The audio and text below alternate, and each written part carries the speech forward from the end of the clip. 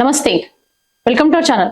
ప్రస్తుతం మనతో పాటు ఉన్న గెస్ట్ విశ్వ హిందూ పరిషత్ జాతీయ అధికారిక ప్రతినిధి డాక్టర్ రావినతుల శశిధర్ గారు ఉన్నారు. సార్తోనైతే మాట్లాడదాం. నమస్తే సార్. నమస్తే. జై శ్రీరామ్ సార్. జై శ్రీరామ్. మన ఛత్రపతి శివాజీ గారి జయంతి వేడుకలు అయితే ఎక్కడెక్కడ చాలా అంబరాన్ని అంటినాయి సార్. అయితే కానీ మీరు దానికన్నా ముందే ఒక వీడియో అయితే చెప్పారు, రిలీజ్ చేశారు ప్రెస్ కి. ఏంటి అంటే మన వేడుకలు జరుపుకునే ముందు మనకి పర్మిషన్స్ అనేది ఇస్తలేరు గవర్నమెంట్ నుంచి అని చెప్పారు. ఎందుకు ఆ వీడియోని రిలీజ్ చేశారు, ఎందుకు ఆ మాట చెప్పారో కొంచెం తెలుసుకోవచ్చా మేము? ఈ దేశంలో ఇంకా బాబర్ వారసులు, ఔరంగజేబ్ వారసులు ఉన్నారు ఇప్పటికీ కూడా. చాలా మంది ప్రకటించుకుంటున్నారు మేము వాళ్ళ వారసులమే అని. వాళ్ళ భావజాలంలో కుహానా సెక్యులరిజం రాజకీయాలు నడుస్తున్నాయి. కాబట్టి శివాజీ చైతన్యం ఈ సమాజంలో వస్తే వాళ్ళ పునాదులు కదులుతాయనేటువంటి భయం పుట్టుకుంది. అందుకే ఎక్కడిదెక్కడ శివాజీ జయంతి ఉత్సవాల మీద, ర్యాలీల మీద అప్రకటితమైనటువంటి ఒక యుద్ధం చేసింది తెలంగాణ ప్రభుత్వం. చాలా చోట్ల హిందూ ఉత్సవాలు రాగానే డీజేలు పెట్టొద్దు, సౌండ్లు పెట్టొద్దు, ర్యాలీలు తీయొద్దు. గడిచిన నెల రోజులుగా చాలా చోట్ల శివాజీ విగ్రహాలను తొలగించేటువంటి ప్రయత్నం, నిన్నటి రోజున కొత్తవి పెట్టకుండా అడ్డుకునేటువంటి ప్రయత్నము పిచ్చి పట్టింది వీళ్ళకు. ఒక మహనీయుడు, ఈ దేశాన్ని ధర్మాన్ని రక్షించినటువంటి ఒక మహనీయుడు, ఆయన మీద వీళ్ళు యుద్ధం చేస్తున్నారంటే వీళ్ళ యొక్క ఆలోచన, వీళ్ళ యొక్క ఐడియాలజీ, వీళ్ళ మతోన్మాదం మనం అర్థం చేసుకోవాలా. అయినా తిప్పికొట్టిర్రు ప్రజలు, ఎక్కడిదెక్కడ యువత తిప్పికొట్టిర్రు, అద్భుతంగా చేసి చూపించారు. చేసి చూపెడతామని చెప్పినాం, చేసి చూపెట్టినాం. మీ మతోన్మాద పునాదులు కదిలిస్తాం మేము. ఏ బాబర్ వారసత్వం, ఏ ఔరంగజేబు వారసత్వం, ఏ అఫ్జల్ ఖాన్ వారసత్వం అయితే మతోన్మాదాన్ని చిమ్మితుందో దాని పునాదులు కదిలిస్తాము, ఆ భావజాలాన్ని బొందబెడతాం. ర్యాలీస్ బాగా జరిగినాయి కూడా, ఎక్కడక్కడ మన మీటింగ్స్ పెట్టుకొని కూడా చాలా మంది యువత కూడా ముందుకు వచ్చి ఇలా జరుపుకోవడం అనేది చాలా హ్యాపీగా అనిపించింది. అయితే ఇక్కడ చూసుకుంటే అయితే ఇప్పుడు మరి అసలు గవర్నమెంట్ ఎందుకు అలా చేస్తుండొచ్చు. అయితే మళ్ళీ ఇటీవల నిన్ననే నోట్ కూడా ఇచ్చింది, ప్రెస్ నోట్ కూడా రిలీజ్ చేసింది. ఏంటి అని అంటే ముస్లిమ్స్ కి రంజాన్ 1 month స్టార్ట్ కాగానే కూడా 1 hour ముందు పర్మిషన్స్ ఇవ్వడం అనేది జరిగింది. అదే మన హిందూస్ కి అయితే మనకి ఇవ్వడం లేదు. అది ఎందుకు వచ్చో తెలుసుకోవచ్చా సార్? సెక్యులరిజం ముసిగేసుకొని వీళ్ళు మత రాజకీయాలు చేస్తున్నారు. ఏ చట్టం చెప్పింది మతం ఆధారంగా రూల్స్ మార్చమని? నువ్వు ఎట్లిస్తావు? రంజాన్ మాసం అని చెప్పి ముస్లిం ఉద్యోగులకు 1 గంట ముందు ప్రేయర్లకు పోవడానికి పర్మిషన్ ఎట్లిస్తావు? మొన్నటికి మొన్న అయ్యప్ప స్వామి మాల వేసుకున్నటువంటి వాళ్ళకి మెమో ఇచ్చినావు. నువ్వు మాల వేసుకుంటే మాల డ్రెస్ వేసుకోవద్దు, నువ్వు గడ్డం పెంచుకోవద్దు, అయ్యప్ప మాల వేసుకున్నా, దుర్గామాత మాల వేసుకున్నా, లేకపోతే శివ దీక్షలు తీసుకున్నా మీరు లీవ్ పెట్టుకొని పోండి అని చెప్పి హిందూ ఉద్యోగులకు మెమోలు ఇచ్చినటువంటి ప్రభుత్వం, ముస్లిం ఉద్యోగులకు మాత్రము 1 గంట మీరు పోండి, మీ విశ్వాసాలు ప్రకటించుకోండి, మీ పండుగలు జరుపుకోండి అంటే రాజ్యాంగం ఏమన్నా, చట్టాలు ఏమన్నా ముస్లింలకు ఒకటి, హిందువులకు ఒకటి ఉందా? ఇవాళ నేను అడుగుతున్నా ఇదే పోలీస్ డిపార్ట్మెంట్ను, గడ్డాలు వేయించుకొని డ్యూటీలు చేయొద్దు, ఇది డ్రెస్ కోడ్ అని అన్నారు, యూనిఫామ్ డ్యూటీ అన్నారు. రేపటి నుంచి ఒక్క ముస్లిం పోలీస్ ఉద్యోగిని కూడా గడ్డాలు వేయించుకొని రానియొద్దు, టోపీలు పెట్టుకొని రానియొద్దు డ్యూటీలలో. నేను చూపెడతా. డీజీపీ కార్యాలయంలో ఉన్నారు, హైదరాబాద్ పోలీస్ కార్యాలయంలో ఉన్నారు, గడ్డాలు పెంచుకొని డ్యూటీలు చేస్తున్నారు. 365 రోజులు చేస్తున్నారు. మా అయ్యప్ప స్వామి మాలేసుకున్నటువంటి భక్తుడు మాత్రం, ఉద్యోగి మాత్రం, కానిస్టేబుల్ మాత్రం, ఒక పోలీస్ ఉద్యోగి మాత్రం 40 రోజులు కూడా గడ్డం పెంచుకుంటేందుకు వీళ్ళు లేదు. సెక్యులరిజం అడ్డం వస్తుంది అక్కడ. ఇక్కడనేమో వీళ్ళు గడ్డాలు పెంచుకొని టోపీలు పెట్టుకొని డ్యూటీలు చేస్తుంటే ఇక్కడ సెక్యులరిజం పరిడవిల్లుతుంది. ఇది మారాలా. చట్టం అందరికి ఒకటే, రూల్స్ ఇంప్లిమెంట్ చేయదలుచుకుంటే అందరికీ వేయండి. మేము అడిగినాం వెంటనే బేషరతుగా మతం ఆధారంగా సర్వీస్ రూల్స్ మార్చడాన్ని ఉపసంహరించుకోవాలి. ఒకవేళ నువ్వు అదే మత విశ్వాసాలను గౌరవిస్తా అంటే రేపు అయ్యప్ప మాల వేసుకున్నటువంటి వాళ్ళకు కూడా మధ్యాహ్నం భిక్ష చేసేందుకు వాళ్ళు బయట తినరు. 1 hour వాళ్ళకు స్పెషల్ పర్మిషన్ ఇవ్వాలా, భవానీ దీక్ష చేస్తోళ్ళకి ఇవ్వాలి, శివ దీక్ష చేస్తోళ్ళకి ఇవ్వాలి, లేదంటే పర్వదినాల్లో ఉపవాసం ఉండేటువంటి పండుగల పూట ఎగ్జామ్షన్ ఇవ్వాలి. మొన్న ఎందుకు ఇయ్యలేదు మరి? ఆదివారం నాడు శివరాత్రి వచ్చింది, ఉపవాసం ఉన్నారు, సోమవారం ఎందుకు హాలిడే ఇయ్యలేదు? ఎందుకు ఇయ్యాల? హిందువులు, అది మెజారిటీ హిందువులు కదా ఈ దేశం లోపట. మెజారిటీ ప్రజలు పండుగలు చేసుకుంటలేరా? మైనార్టీలకే పండుగలే మీకు గుర్తొస్తున్నాయా? ఇది మారాలా, మార్చకపోతే మారుస్తాం. అసలు హిందుత్వం అంటే ఏమిటి? ఛత్రపతి శివాజీ గారు నిర్మించిన హిందూ రాష్ట్రాన్ని ఎలా ఉండాలి అని అనుకున్నారు అసలు? రామరాజ్యం ఈ దేశానికి ఆదర్శం. సమానమైనటువంటి ఒక దృక్పథం, సంతుష్టీకరణ ఉండదు. తప్పు తప్పే, ఒప్పు ఒప్పే. ఆకలి అయితే అన్నం పెడతాం, ధర్మాన్ని కదిలించాలని చూస్తే పీక కోస్తాం. ఇదే రామాయణం చెప్పింది, ఇదే మహాభారతం చెప్పింది, ఇదే ఛత్రపతి శివాజీ చేసి చూపెట్టిండు. ఇదే సనాతనమైనటువంటి ధర్మం.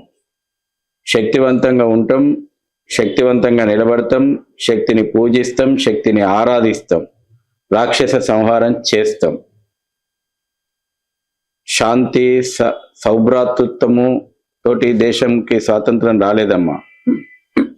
పోరాటాలు చేసి, బలిదానాలు చేసి, త్యాగాలు చేసి, యుద్ధాలు చేసి దేశం స్వాతంత్రం వచ్చింది.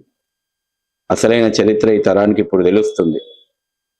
ఒక కుటుంబం దేలా ఈ దేశానికి స్వాతంత్రం. స్వాతంత్రం కేవలం పాలన కోసం, మార్పు కోసం కాల, ఈ దేశాన్ని, ధర్మాన్ని రక్షించుకోవడం కోసం జరిగింది.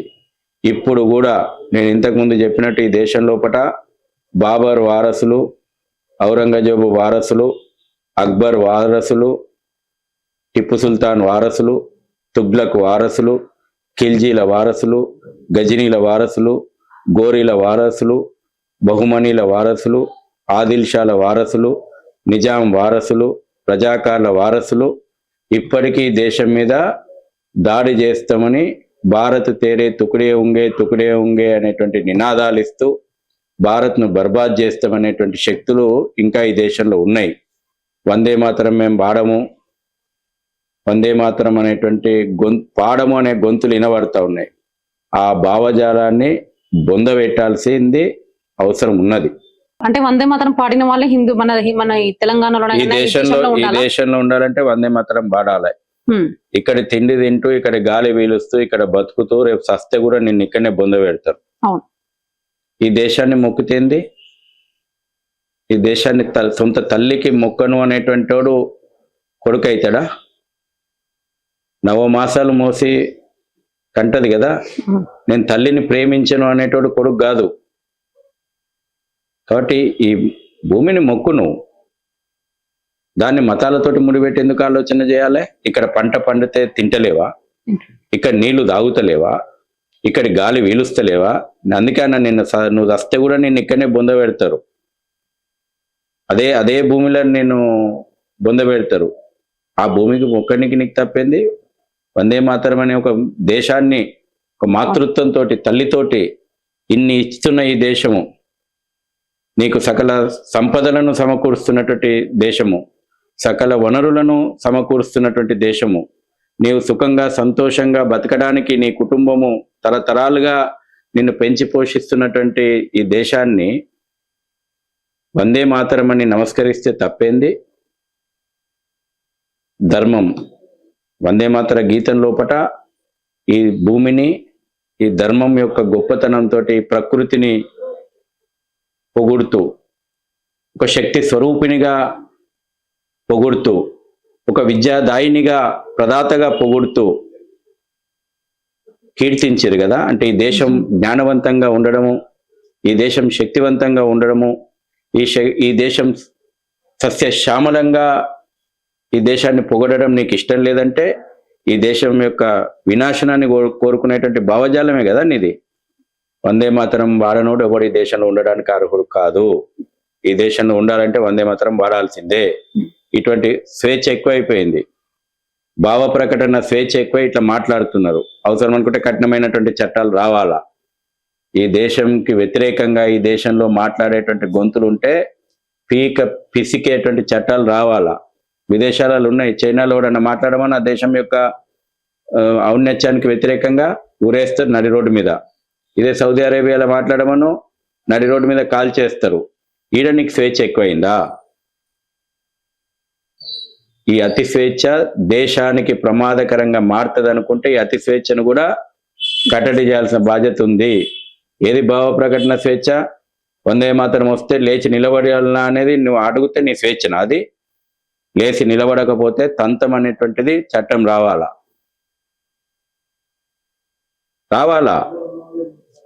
అది గవర్నమెంట్ నుంచే అవుతుంది. తప్పకుండా అటువంటి ప్రభుత్వాలు ఉన్నాయి, చేసి చూపెడుతున్నారు. ఉత్తరప్రదేశ్లో చేసి చూపెడుతున్నారు, చాలా చోట్ల చేసి చూపెడుతున్నారు. ఈ సంతుష్టికరణ రాజకీయాలు ఉన్న చోట్ల మనలాంటి తెలంగాణ లోపల వీళ్ళు ఇక్కడి నుంచే మురుగుతున్నాయి కదా కొన్ని బురదలో పొల్లిన పందులు. వాటిని కట్టడి చేయాలా, వాటిని కట్టడి చేయాల్సినటువంటి అవసరం ఉంది. దేశం ముందు తర్వాతనే మరేదైనా. నువ్వు దేశానికి అతీతంగా నాకు రాజ్యాంగం వద్దు, షరియత్లా కావాలా, దీన్ని యాక్సెప్ట్ చేద్దామా? భారత రాజ్యాంగం ముందు ఎవరైనా తల ఉంచాల్సిందే.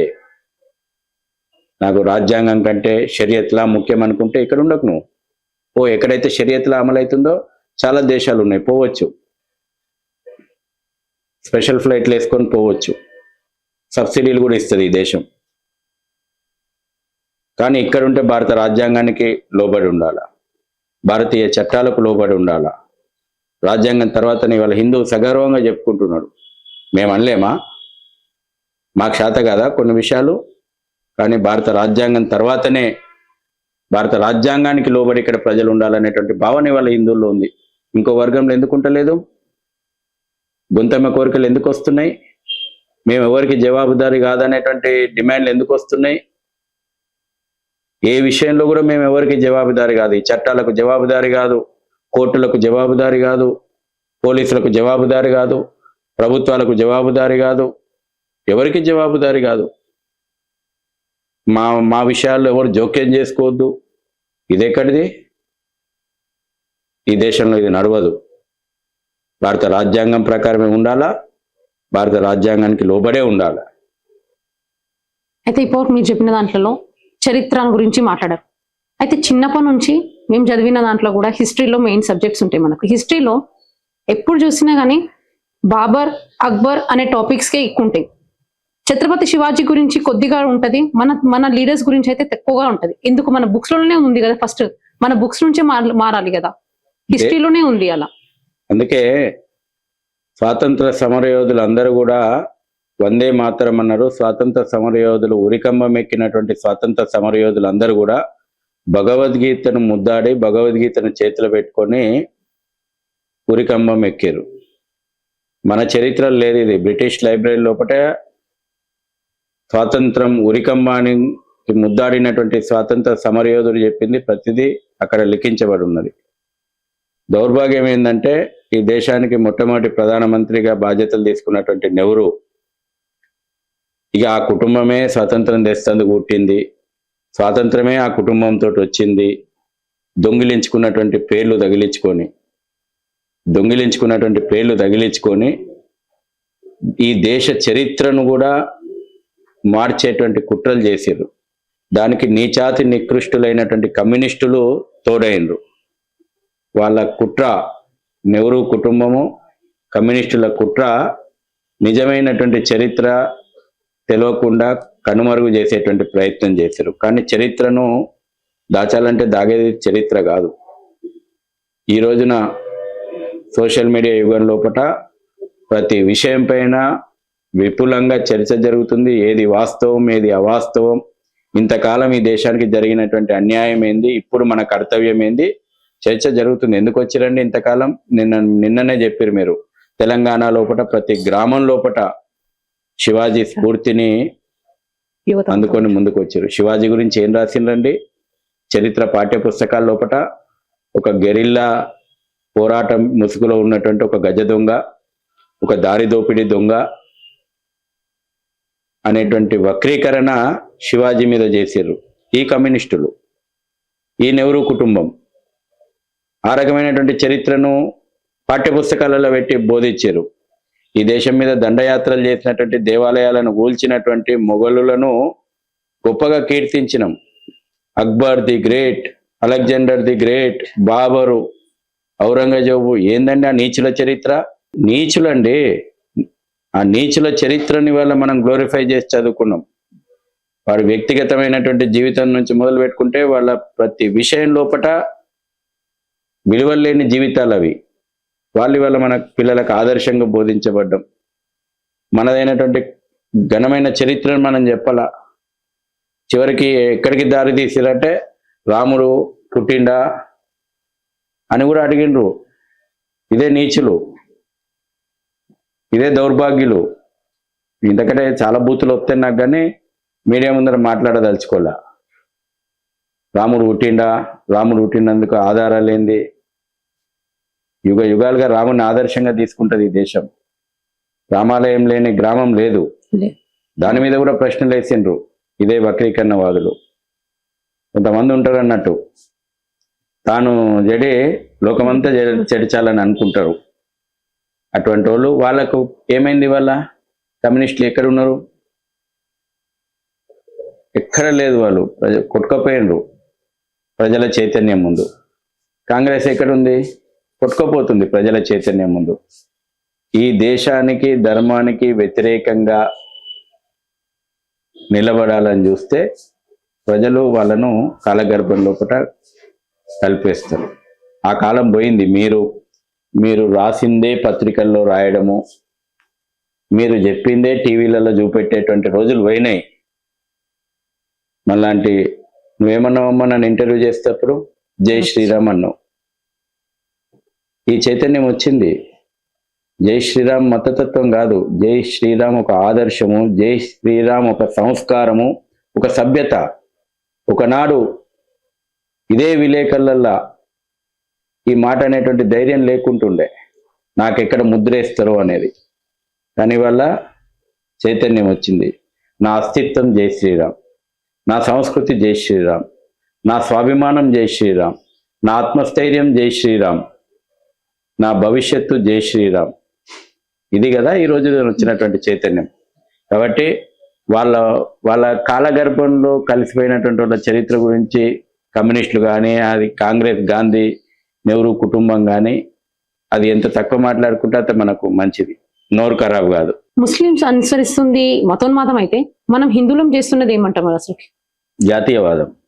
నేను అందరు ముస్లింలను అంటలేను. డాక్టర్ ఏపీజే అబ్దుల్ కలాం లాంటి మహనీయులను పూజిస్తుంది ఈ దేశం.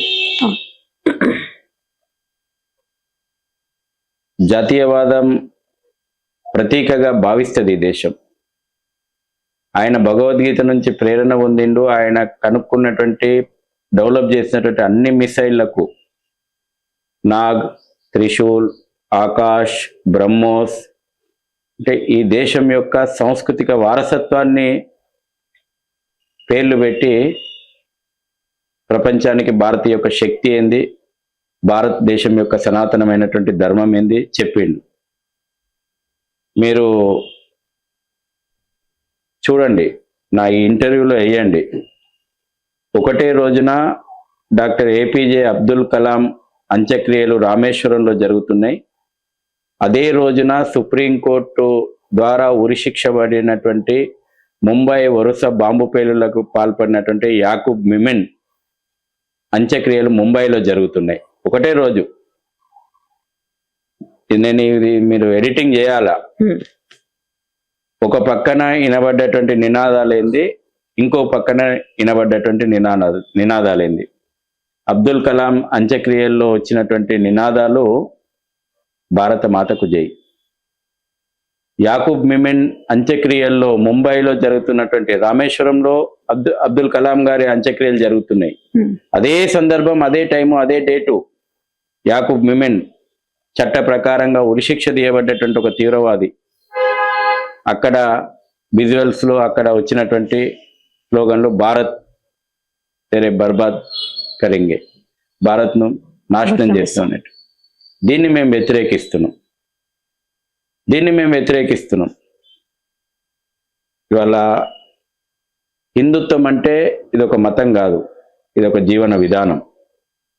ఈ దేశం, ఈ ధర్మం, ఈ సంస్కృతి, దీన్ని కాదనుకున్నటువంటి వాడు ఎవడన్నా ఈ దేశానికి ద్రోహం తలపెట్టేటోడే.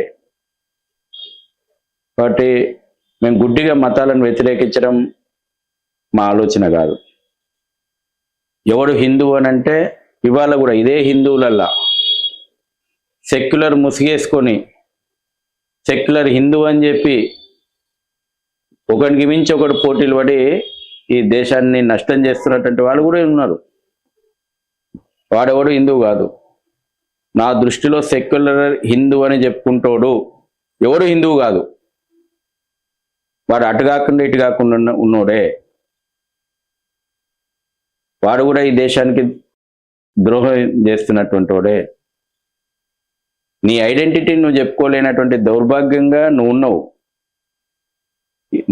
నీకు పనికిరావు, ఈ దేశానికి సమాజానికి పనికిరావు. నువ్వు నీ ఐడెంటిటీ హిందూ చెప్పుకో, గర్వంగా చెప్పుకో. గర్వ సే కహో హమ్ హిందువే. ఏదండి సెక్యులరిజం? ఒక మతాన్ని వ్యతిరేకించి ఒక మతాన్ని సంకనెత్తుకోవడం సెక్యులరిజం కాదు. సెక్యులరిజం గురించి హిందువులకు కాదు పాఠాలు చెప్పాల్సింది. ఈ రోజున అందరూ దేవుళ్ళను సమానంగా చూడమని చెప్పేసి ఇలా హిందూ భావిస్తున్నాడు. రోజుకు 5 సార్లు నా దేవుడు తప్పితే ఇంకో దేవుడు లేడు అని చెప్తున్న వాళ్ళు ఎవరు? Muslims, Christians. ఎవరు? మా దేవుడు తప్పితే ఇంకో దేవుడు లేడు, మా దేవుణ్ణి పూజించినోడల్లా కాఫీరు, మా దేవుణ్ణి పూజించినోడల్లా పాపి అని చెప్తుంది ఎవరు? హిందువు చెప్తుండ అట్లా? ఎవరు మతోన్మాదులు అవుతున్నారు? ఎవరికి మత ఉన్మాదం ఉన్నట్టు? హిందువుకు ఉన్నట్ట, ఇతరులకు ఉన్నట్ట? ఇవన్నీ చర్చకు జరగాల. ఇవన్నీ బ్రదర్హుడ్ సౌభ్రాతృత్వం ఎక్కడుందండి? బ్రదర్హుడ్ ఉంటే దేశం ఎందుకు విభజన అయింది? సోదరభావం ఉంటే ఈ దేశం మతం పేరు మీద ఎందుకు ముక్కలైంది? సోదరభావం ఉంటే ఈ దేశాన్ని మళ్ళీ ఇస్లామిక్ దేశంగా మారుస్తామని ఎందుకు అంటున్నారు? కలిసి జీవిస్తామని ఎందుకు అంటలేరు మతోన్మాదులు? నేను మళ్ళీ అందరినీ అంటలేను, మతోన్మాదుని అంటున్నా నేను. ఇక్కడ ఇదే హైదరాబాద్ సంస్థానం లోపట ఎందుకు ఈ రోజున హిందువుల పైన అకృత్యాలు జరిగినాయి, ఊచకోతలు జరిగినాయి, దేవాలయాల ధ్వంసం జరిగింది? ఎందుకు హైదరాబాద్ సంస్థానాన్ని ఉస్మానిస్తాన్ అనేటువంటి దేశంగా మార్చాలని చూసిండ్రు? సోదరభావం ఎక్కడా లేదు. మతోన్మాదం ఎక్కడైతే ఉంటుందో అక్కడ సోదరభావం ఉండదు. పొలిటికల్ ఇస్లాం లోపట ఏ రోజు సోదరభావం లేదు. ఇది ప్రపంచ చరిత్ర. ప్రపంచంలో ఎక్కడుంది? పాకిస్తాన్లో సోదరభావం ఉందా? పాకిస్తాన్ లోపల సున్నీల మీద షియాలు, షియాల మీద సున్నీలు చంపుకుంటలేరా?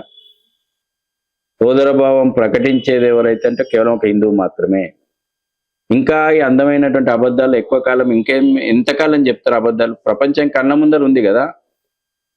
ఆక్రమణవాదం ఈ దేశం మీదకి వచ్చింది వాస్తవం కాదా? 713 మహమ్మద్ బిన్ కాసిం దగ్గర నుంచి మొదలు పెట్టుకుంటే ఎన్ని అకృత్యాలు ఈ దేశంలో జరగలేదు?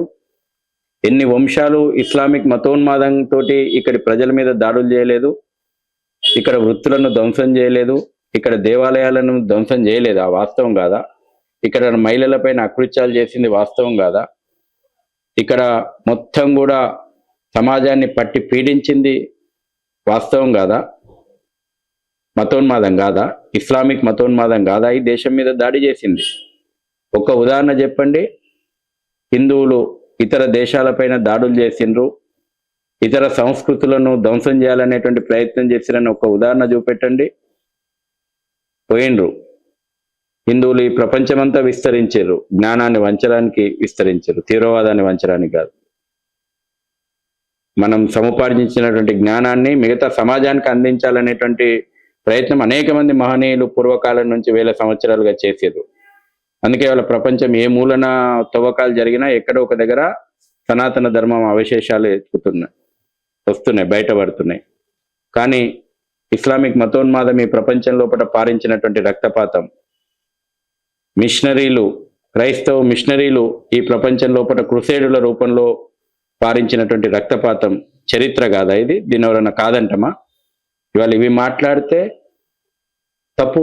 మతోన్మాదులం అయితే మనకు ఇచ్చేటువంటి బ్రాండ్ మతోన్మాదులం, హిందూ మతోన్మాదులం. ఇంకెంతకాలం చరిత్రను మరిచినటువంటి ఏ జాతికి భవిష్యత్తు ఉండదు. చరిత్ర నుంచి పాఠాలు నేర్చుకోవాల్సిందే. ఇంతకాలం ఈ చరిత్రను ఆపగలిగినరు. ఇప్పుడు ఈ యుగం లోపట, ఈ సోషల్ మీడియా యుగం లోపట వాస్తవ చరిత్రను, మేమేం చరిత్రను వక్రీకరించి చెప్పాం, చరిత్రను వక్రీకరించని చెప్పాం. ఈ దేశం మీద దండయాత్రలు చేసినటువంటి ఇస్లామిక్ మతోన్మాదులు తమ యొక్క స్వీయ చరిత్రలో రాసుకున్నటువంటి నామాలే, అక్బర్ నామా కానీ, బాబర్ నామా కానీ, ఔరంగజేబు నామా కానీ, వాళ్ళు రాసుకున్నటువంటి చరిత్రల్నే మేము ఈ తరానికి చెప్తాం. వాళ్ళే రాసుకున్నారు ఎన్ని అకృత్యాలు చేసినామో, అవిటినే చెప్తాం మేము. ప్రపంచం ఈ తరానికి తెలవాల. ఇటీవల మహారాష్ట్రలో ముస్లిం రిజర్వేషన్ అనేది తీసేశారని కూడా మేము విన్నాము. అది నిజంగా కరెక్టేనా? తీసేయాలా? మతపరమైనటువంటి రిజర్వేషన్లు రాజ్యాంగ విరుద్ధము. ఈ దేశం మతం ఆధారంగా విడిపోయింది. రాజ్యాంగం మతపరమైనటువంటి రిజర్వేషన్లను ముక్త కంఠంతో వ్యతిరేకించింది. రిజర్వేషన్లు సామాజిక అసమానతలను తొలగించడానికి, ఆర్థిక అసమానతలు కూడా కాదు. చాలా మంది విషయం తెలుసుకోవాలా. రిజర్వేషన్లు కేవలం హిందూ సమాజానికి ఎందుకు కలిగించిండు అంబేద్కర్ గారు అంటే, సామాజిక అసమానతలను తొలగించేటువంటి ప్రక్రియ. ఆర్థిక అసమానతలు స్వీయంగా వాళ్ళకి ఎవరికి వాళ్ళు అభివృద్ధి చెందాల, వాళ్ళకి సహకరించాలి. అభివృద్ధి వచ్చే వరకు కూడా వాళ్ళకి రకరకాల ప్రోత్సాహకాలు ఇవ్వాలి. కానీ రిజర్వేషన్ల ముఖ్యమైనటువంటి ఉద్దేశము సామాజికమైనటువంటి అసమానతలు తొలగించడం. అందుకే సుప్రీంకోర్టు అనేక సార్లు చాలా స్పష్టమైనటువంటి తీర్పులను, అనేక హైకోర్టులు స్పష్టమైనటువంటి తీర్పులను ఇచ్చింది. అసలు రాజ్యాంగానికి విరుద్ధంగా మతపరమైనటువంటి రిజర్వేషన్లు, ముస్లింలకు ప్రత్యేకంగా మతపరమైనటువంటి రిజర్వేషన్లు కలిగించడం అనేటువంటిది రాజ్యాంగ విరుద్ధం. అసలు అంబేద్కర్ ఏం కోరుకున్నాడు తెలుసా అండి? అంబేద్కర్ ఒకవేళ ఈ దేశం మతం ఆధారంగా విభజనకు గురి కావాల్సి వస్తే టోటల్ పాపులేషన్ ఎక్స్చేంజ్ కోరుకున్నాడు. అంటే ఇక్కడ ఈ దేశంలో ఒక ముస్లిం కూడా ఉండడానికి వీల్లేదు. అక్కడ విభజనకు గురైనటువంటి ఈస్ట్ పాకిస్తాన్, వెస్ట్ పాకిస్తాన్ నుంచి క్షేమంగా హిందువులను తోలుకొని రావాలా. ఇక్కడటువంటి ముస్లింలను ఏదైతే మతం ఆధారంగా విభజించినటువంటి ప్రాంతాలు ఉన్నాయో అక్కడికి పంపాలని కోరుకున్నటువంటి మహనీయుడు అంబేద్కర్. ఆనాడు అంబేద్కర్ ఆలోచనలను నాడున్నటువంటి నెహ్రూ సంతుష్టీకరణ రాజకీయాలు విస్మరించినాయి. ఆనాడే ఒక శాశ్వత పరిష్కారం దీనికి అంబేద్కర్ ఆలోచన చేసిండు, దూరదృష్టితోటి ఆలోచన చేసిండు. మతోన్మాదం ఎప్పుడైతే ప్రత్యేకత కోరుకుంటుందో, ఈ దేశాన్ని ముక్కలు కావాలని హిందూ కోరుకోలే, హిందూ ఈ దేశాన్ని ముక్కలు కావాలని కోరుకోలే. ముస్లిం లీగు అనేటువంటి ఒక మతోన్మాద పార్టీ ముస్లింలు ఈ దేశాన్ని విభజన కావాలని కోరుకున్నాడు. కాబట్టి ఈ దేశం స్వాతంత్రం ముసుగు లోపట ముక్కలైంది, 3 ముక్కలైంది. భవిష్యత్తు ప్రమాదాలను ఊహించినటువంటి అంబేద్కర్ మహనీయుడు ఆ రోజే మొత్తం మతపరంగా ఈ దేశం విభజనకు గురైతే పాపులేషన్ ఎక్స్చేంజ్, మతపరంగా పాపులేషన్ ఎక్స్చేంజ్ కావాలని కోరుకున్నాడు. ఇది వాళ్ళ చర్చ కావాలా. ఆనాడు అంబేద్కర్ ఆలోచనలు విస్మరించడం కారణంగా ఈ రోజు కూడా ఈ దేశంలో మళ్ళీ ఏ రకమైనటువంటి మతోన్మాదం పెట్టిరేగిపోతుందో ఇది చర్చకు జరగాల్సినట్టు అవసరం ఉంది. ఈరోజు ఈ దేశం లోపల మళ్ళీ ఎందుకు ఈ దేశాన్ని దారుల్ ఇస్లాం చేస్తామని అంటున్నారు? ఆ రోజే వాళ్ళ కుట్రలు చాలా స్పష్టంగా మహమ్మద్ అలీ జిన్నా చాలా స్పష్టంగా చెప్పిండు. అనేక రకాలైనటువంటి జిహాద్ నడుస్తుంది. ఫుడ్ జిహాద్ నడుస్తుంది, లవ్ జిహాద్ నడుస్తుంది, ల్యాండ్ జిహాద్ నడుస్తుంది, ఎకనామిక్ జిహాద్ నడుస్తుంది, జాబ్ జిహాద్ నడుస్తుంది, కల్చరల్ జిహాద్ నడుస్తుంది, ఓటు జిహాద్ నడుస్తుంది. ఇట్లా చెప్పుకుంటూ పోతే రకరకాలైనటువంటి జిహాదులు ఈ దేశం మీద ఈరోజు నడుస్తున్నాయి కదా. వాళ్ళు అంతిమ లక్ష్యం ఈ దేశాన్ని దారుల్ ఇస్లాం చేయాలి, భారతదేశాన్ని ఇస్లాం రాజ్యం చేయాలనేటువంటి కుట్రలో భాగంగానే ఇవన్నీ నడుస్తున్నాయి. పాపులేషన్ జిహాద్ నడుస్తుంది, డెమోగ్రఫీ చేంజ్ అవుతుంది. ఇవాళ డెమోగ్రఫీ చేంజ్ అయిన దగ్గర ప్రజాస్వామ్యం ఉండదు. ఇవాళ ఈ కుహానా సెక్యులర్ పార్టీలకు స్థానం ఉండదు. ఇవాళ మనం సెక్యులరిజం అని చాలా గొప్పలు చెప్పుకుంటున్నాం కదా. ఎక్కడైతే మతోన్మాదం, ఇస్లామిక్ మతోన్మాదం రాజ్యాధికారం ఓటు జిహాద్ కారణంగా చేతబడుతుందో, ఎక్కడైతే వాళ్ళు ఓటు రూపం లోపట ప్రజాస్వామ్యాన్ని ముసుగు లోపట వాళ్ళు అధికారంలోకి వస్తారో అక్కడ కుహానా సెక్యులిజం ఈ రోజు చెప్పుకుంటున్నటువంటి కుహానా పార్టీలకు సెక్యులరిస్ట్ పార్టీలకు కూడా స్థానం ఉండదు. మొన్న మహారాష్ట్ర లోపట మాలేగావ్లో ఏమైంది? మాలేగావ్ లోపల ఇస్లామిక్ పార్టీ గెలిచింది. ఎందుకు గెలిచింది? అక్కడ మతపరమైనటువంటి డెమోగ్రఫీ మారిపోవడం కారణంగా మాలేగావ్ లోపల ఇస్లాం పార్టీ అధికారంలోకి వచ్చింది. వచ్చిన తర్వాత ఎంబడే ఏం చేసిండ్రు ఎంబడే ఆ యొక్క మేయర్ ప్రమాణ స్వీకారం అయిపోయిన తర్వాత వెనకాల గాంధీ ఫోటోకు స్థానం లేదు, అంబేద్కర్ గారి ఫోటోకు స్థానం లేదు. మహారాష్ట్ర లోపల ఎక్కడైనా ఏ ఆఫీసులోనైనా ఛత్రపతి శివాజీ ఫోటో ఉంటుంది, ఛత్రపతి శివాజీ ఫోటోకు స్థానం లేదు. ఇంకే జాతీయ నాయకుల ఫోటోలకు స్థానం లేదు. అన్ని ఫోటోలు తీసేపిచ్చి టిప్పు సుల్తాన్ ఫోటో పెట్టుకుంది. అర్థమైతే లేదా? ఇంకా అర్థం కావాలన్నా? వాళ్ళు క్లియర్గా ఉన్నారు. అర్థం కాంది మనకు, అర్థమైనా అర్థం కానట్టు నటిస్తుంది మనోళ్ళే ఈ సెక్యులరిజం మత్తు మంది ఎక్కించుకొని. కాబట్టి దేశంలో అనేక చోట్ల మొన్న ముర్షిదాబాద్లో ఏమైంది? ఎక్కడైతే డెమోగ్రఫీ చేంజ్ అవుతుందో, ఎక్కడైతే ముస్లిం జనాభా పెరిగిపోతుందో అక్కడ ఏం జరుగుతుంది? నేను ఓపెన్గా చెప్తున్నా. ఇప్పుడు ఒక గ్రామం పోండి, ఒక గ్రామానికి పోతే 500 ఇండ్లు హిందువులు ఉంటే 5 ఇండ్లు ముస్లింలు ఉంటే సంతోషంగా ఉంటారు. అదే ఓల్డ్ సిటీ పోండి, ఒక్క హిందూ కుటుంబం కూడా అక్కడ ఉండనేయకుండా అరాచకాలు జరుగుతాయి, అల్లర్లు జరుగుతుంటాయి. ఈ దేశం వేల సంవత్సరాలుగా చూస్తుంది. ఇది నేను కొత్తగా చెప్తుంది కాదు. కాబట్టి హిందువులారా మేల్కొనండి. అందుకే ఈ పాపులేషన్ జిహాదును మనం అడ్డుకోవాలంటే మీరు కూడా కనండి అని చెప్తున్నాం. మనం పిల్లల్ని కనండి. మీరు పిల్లల్ని కంటేనే రేపు మీరు సంపాదించుకున్న ఆస్తులకు రక్షణ, మీ భవిష్యత్తు తరాలకు రక్షణ. ఎవరు? ఒకరు ముద్దు, 2 హద్దు, 3 వద్దు. ఈ భ్రమలో హిందువులు పడ్డారు. హిందువులమే పాటించినాం, మిగతా ఎవరు పాటించలే. ఇవాళ ఇంకా ఈ కల్చరల్ జిహాద్, ఈ ఓకిజం ఎక్కడికి నెట్టేయబడుతుందంటే హిందువులు ఐటీ రంగంలోకి పోతే డింక్ అనే కల్చర్ స్టార్ట్ అయింది. ఒకటి డ్యూయల్ ఇన్కమ్, నో కిడ్స్. ఇద్దరం సంపాదించుకుందాం, పిల్లలు వద్దు, హ్యాపీగా ఉందాం, అవసరం అనుకున్న రోజు విడిపోదాం, ఇంకో నచ్చితే ఇంకొంతో సంసారం చేద్దాం. మన తగ్గట్టు కొన్ని కోర్టు తీర్పులు కూడా అట్లనే వస్తున్నాయి ఈ మధ్యన అతి స్వేచ్ఛ మీద. కాబట్టి మన దేశాన్ని కాపాడుకునేటువంటి బాధ్యతలు అందరూ ఆలోచన చేయండి. ఎటు నెట్టేయబడుతున్నాం మనం? ఇవాళ నువ్వు అంతా మంచిగా ఉందని నువ్వు అనుకుంటున్నావు. నీ కొడుకు మంచిగా ఉండాలనా? నీ బిడ్డ భవిష్యత్తు మంచిగా ఉండాలనా? వాళ్ళు కన్నా పిల్లల భవిష్యత్తు, నీ మన్మరాళ్ళ భవిష్యత్తు, నీ మన్మల భవిష్యత్తు మంచిగా ఉండాలనా? ధర్మాన్ని కాపాడుకో. ధర్మో రక్షిత రక్షిత అన్నం. ధర్మాన్ని నువ్వు కాపాడుకుంటేనే ధర్మం నిన్ను కాపాడుతుంది. నువ్వు భ్రమలో ఉండకు. దేవుడు వచ్చి కాపాడుతాడు, దేవుడే కాపాలి. దేవుడు కూడా ఎప్పుడు కాపాడుతాడంటే ధర్మాన్ని నువ్వు రక్షించుకుంటే ఆ ధర్మం నిన్ను కాపాడుతుంది. శ్రీకృష్ణ పరమాత్ముడు అదే చెప్పిండు. తిరుపతి 7 కొండల పైకి పోతప్పుడు గోడకు మూలకు రాసి పెట్టి ఉంటుంది, ధర్మో రక్షత రక్షిత అని. అయితే లాస్ట్ మంత్ అయితే మనకైతే తెలిసింది జాగో భాగ్యనగర్ చలో బాలాపూర్ అనేది అయితే ప్రోగ్రామ్ నడిచింది. అది చాలా గ్రాండ్ సక్సెస్ కూడా అయ్యింది. చాలా మంది వచ్చారు, చాలా మంది యువత కూడా అక్కడికి వచ్చారు. ఏంది అసలు ఇక్కడ బాలాపూర్ లో జరిగేది ఏంది తెలుసుకోవాలని చాలా మంది కూడా వెళ్ళారు. Even print and electronic medias కూడా మొత్తం అక్కడనే కనిపించినాయి కూడా. తర్వాత అదంతా పెద్ద సభ పెట్టినాక కూడా అది సక్సెస్ అయిందని మీరు అనుకుంటున్నారా? మేము సభ సక్సెస్ అయిందని అది కొలమానం కాదు. మాకు ఉద్యమం ప్రారంభం చేసినాం. మేము బాలాపూర్ నుంచి ప్రారంభం చేసినాం. బాలాపూర్లో జరిగింది సభ కాదు మా దృష్టిలో, ఒక ఉద్యమం. మేము పిలిచిందందరినీ ఉద్యమకారులను. గల్లీకి మా ఉద్యమం పోయింది. మొదట ఫుడ్ జిహాద్ మీద ఇవాళ నడుస్తుంది.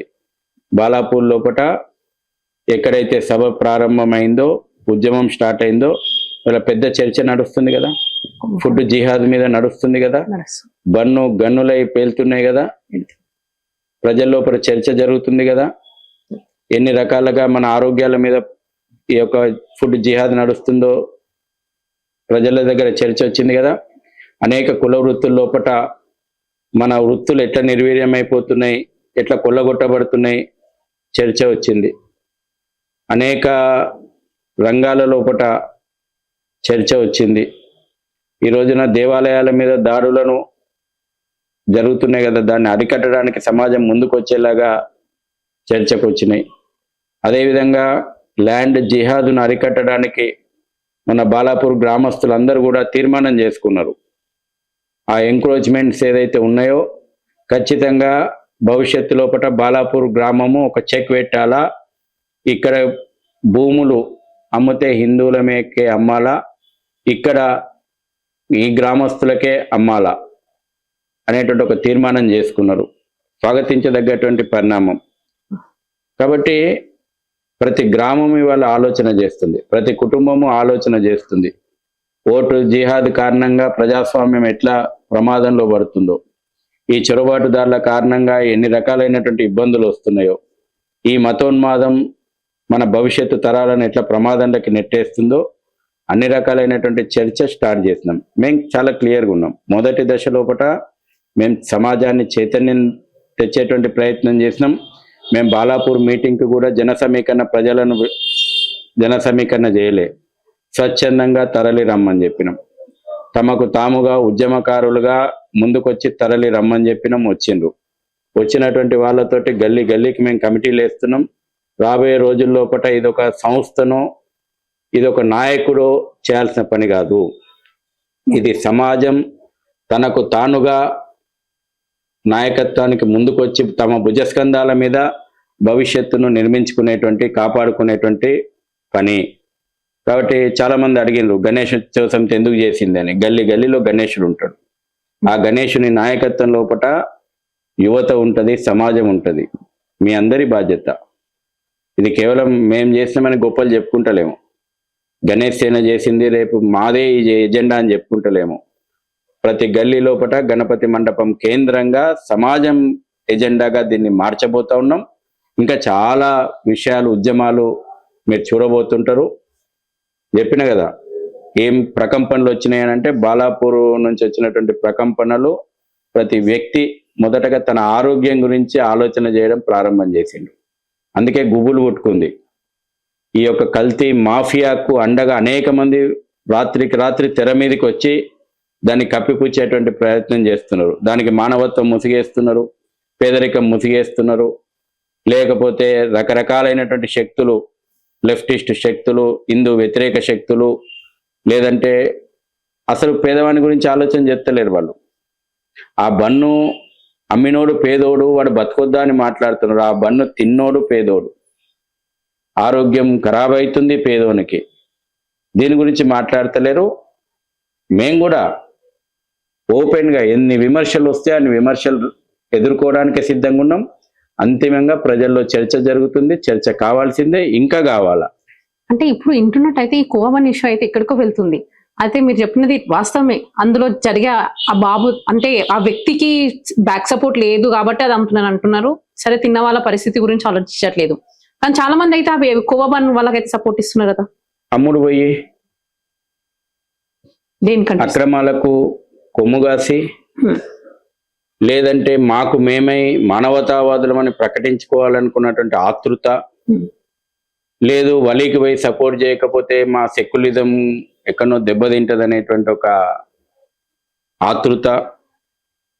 నేను ఒకటే అడుగుతున్నా, పేదవాడు తినేటువంటి ఆహారానికి భద్రత ఉండాలన్నా ఉండొద్దా?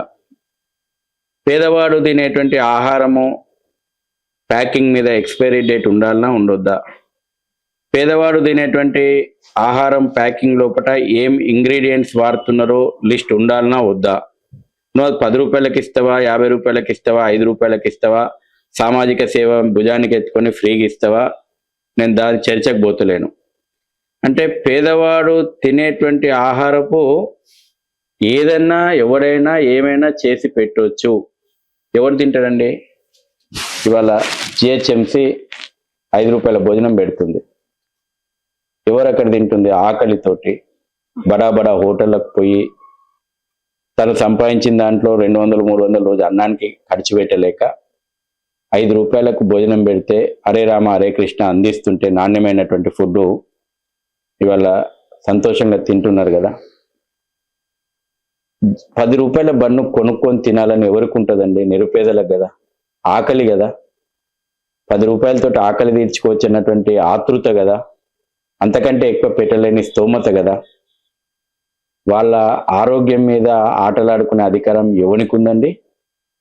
దాన్ని సమర్థిస్తారా ఈ మూర్ఖులు, ఈ రాజకీయ నాయకులు? ఎక్కడండి పాపం కాలేజీల కాడ, స్కూళ్ళ కాడ పెట్టుకొని కల్తీ ఆహారం అమ్ముతుంటే పిల్లలు కదా, చిన్న పిల్లలు కదా తింటుంది. కనుక అందులో ఏం కలిపినో తెలియదు. వీడు ఏం కలుపుతుందో చెప్పకుండా అమ్మొచ్చని నువ్వు బలాదూరుగా వదిలిపెడతా అంటున్నావు. ఆంధ్రప్రదేశ్లో దురదృష్టం, ఆంధ్రప్రదేశ్ లోపట మంత్రులు వరుసపెట్టి తింటున్నారు. మరి నాగబాబు దగ్గరికి వచ్చినప్పుడు ఆయన గ్లౌజులు ఉంటాయి, మూతికి మాస్క్ ఉంటుంది, ఆరోగ్య ప్రమాణాలన్నీ పాటిస్తారు. మరి మేడారం లోపల ఒక గిరిజన బిడ్డ దగ్గరికి, ఒక దళిత బిడ్డ దగ్గరికి వస్తే ఆరోగ్య ప్రమాణాలు లేకపోతే సేఫ్టీ మెజర్స్ పాటించకుండా అమ్మాలి. ఇది మీరు చెప్పదలుచుకున్నారా?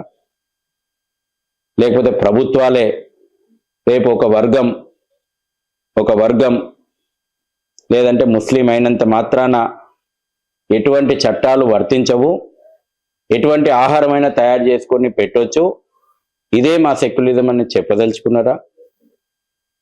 ఇప్పటి వరకు ఈ తెలంగాణ ప్రభుత్వం కూడా మేము సమ్మక్క సారక్క జాతర బ్రహ్మాండంగా చేసినామని చెప్పుకుంటున్నారు కదా. మరి ఆ రోజున వలి అమ్మినటువంటి దాని మీద ఎక్స్పైరీ డేట్ లేదు, పురుగులు ఉన్నాయి, ఏం వాడినో చెప్పలేదు. మరి ఈ ప్రభుత్వం గాడిద పనులు దొమ్ముతుందా? ఇప్పటివరకు కేసు ఎందుకు నమోదు చేయలేదు? దర్యాప్తు ఎందుకు జరపలేదు?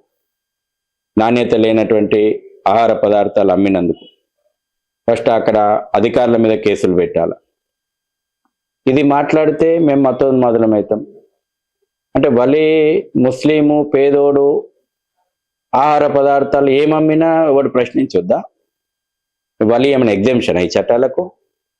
లేకపోతే ముస్లిమ్స్ ఆహార పదార్థాలు తయారు చేస్తే FSSAI రూల్స్కి ఏమన్నా ఎగ్జామ్షన్ ఉందా? చెప్పాలి, అది కూడా చెప్పాలి. మళ్ళీ నేను అడుగుతున్నా, నువ్వు ఎంత మానవత్వం ఒలకబోస్తున్నారు కదా.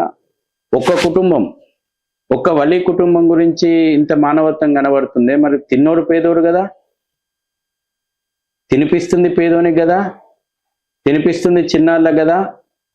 ఆకలి 10 రూపాయలతోటి ఆ కడుపు నింపుకోవచ్చు అన్నటువంటి ఒక ఆ అమాయకత్వం మీద మీరు ఈ ఆహారపు కల్తీ వ్యాపారం చేసుకుంటారా? దీనికి ఎవరు సమాధానం చెప్తారు? మీడియా సంస్థలన్నీ పోయి వాలిపోయినాయి. ఒకరికి మించి ఒకరు పోటీలు, ఒకరికి మించి ఒకరికి ట్వీట్లు. హిందూ నిరుపేదది ఆరోగ్యం కాదా? హిందూ నిరుపేద ఏమైనా పట్టింపు లేదా? ఒక హిందూ గిరిజనుడు మీ ఆరోగ్యం మీద కల్తీ ఆహారం అమ్మితే పట్టింపు లేదా?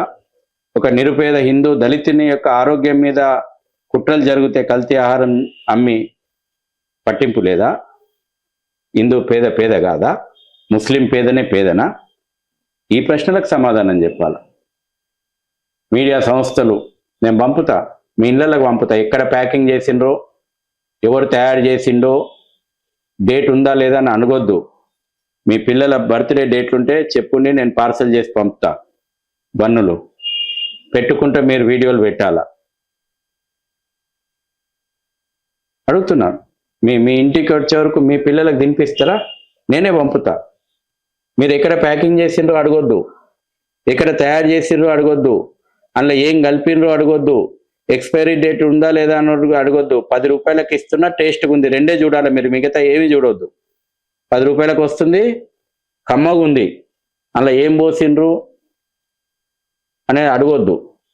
తినాలా, తిని సమర్థించాలి, ప్రమోట్ చేయాలి. మీరు బ్రాండ్ అంబాసిడర్గా ఉండాలా. వలి బన్నుకు బ్రాండ్ అంబాసిడర్ చాలా మంది అయ్యింది వల్ల. రేపు మీ ఇంటికి కూడా అవే పంపుతాం. మీ పిల్లల బర్త్డే డేట్లు పంపండి, మేము పార్సల్ చేసి పంపుతాం. దేశంలో బీజేపీ వచ్చినాక రాష్ట్ర స్థాయిలో కానీ గల్లీలో కానీ హిందుత్వం అనేది ఎక్కడికి వెళ్ళినా చూసినా వెళ్ళిపోతుంది. అది మంచి కోసమే అంటారా? చూడమ్మా, మేము ఎప్పుడు హిందుత్వాన్ని రాజకీయాలతో ముడిపెట్టి మాట్లాడం. 1000 సంవత్సరాల పరంపర ఇది. కాబట్టి హిందుత్వం నిత్యము చైతన్యంగానే ఉంది. హిందుత్వం తోటి వాళ్ళ ఉంటే వాళ్ళ రాజకీయ మనుగడ ఉంటుంది.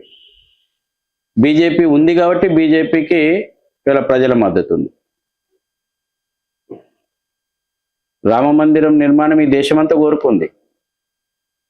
మొన్న రాముని యొక్క మందిరం అప్పుడు డబ్బులు కావాల్సి వస్తే, ప్రజలందరినీ భాగస్వామ్యం చేయాల్సిన అవసరం వస్తే, ఈ దేశంలో ఉన్నటువంటి సుమారు 6,80,000 గ్రామాలు రామ మందిరం కోసం నిధులు ఇచ్చినాయి.